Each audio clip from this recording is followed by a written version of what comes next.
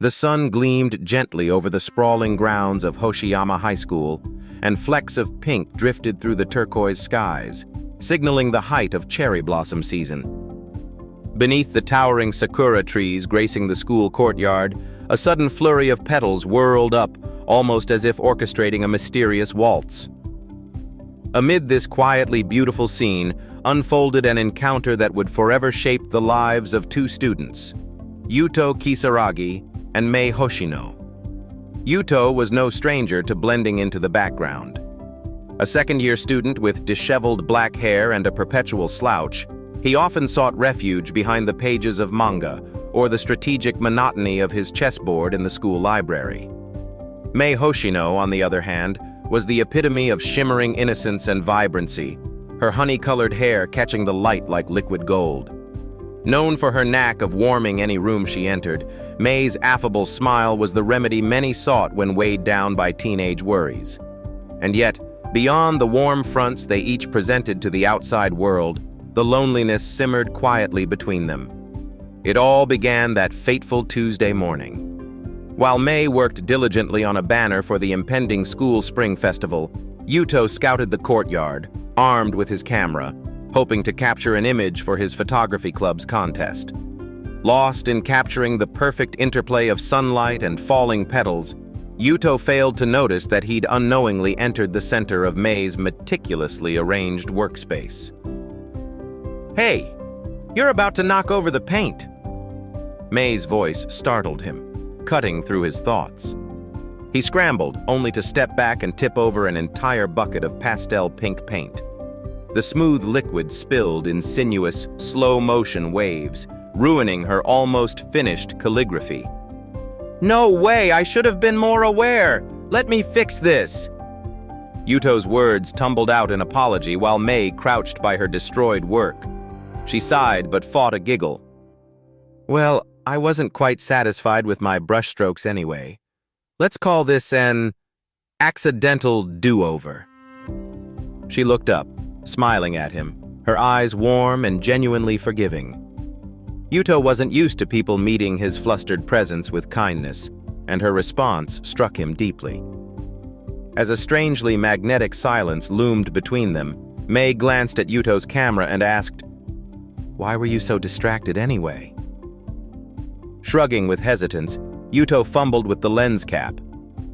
"It's, for the photography contest.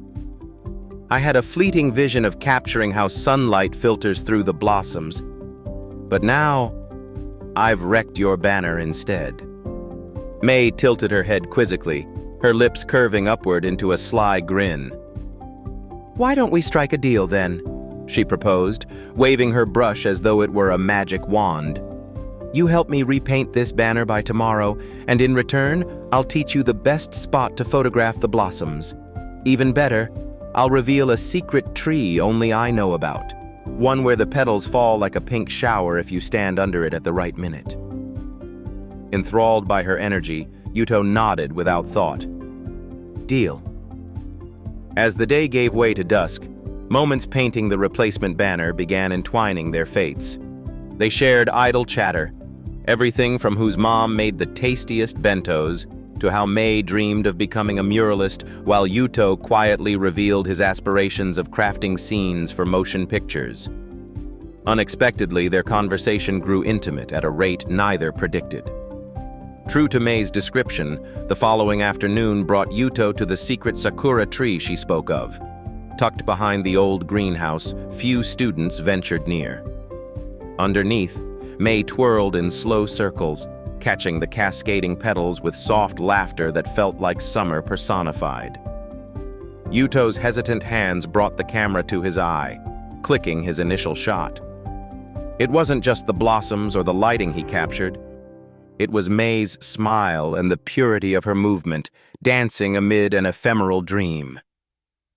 "That photo," she said softly, tilting her head toward him moments later. "I want to remember days like these." From their secret meetings under the Sakura tree, the world between Mei and Yuto began to transform. Between school lunches, stolen library hours, and festival preparations that brought them closer, Emotions blossomed like the trees overhead. Yet it was not without challenges. May, so radiant in the public eye, bore personal struggles nobody ever really acknowledged. Her affable exterior concealed the relentless expectations as a student council lead and widespread pressure to seem cheerfully invincible. Yuto, ever the quiet observer, started noticing the quiet dips in her energy no one else could detect.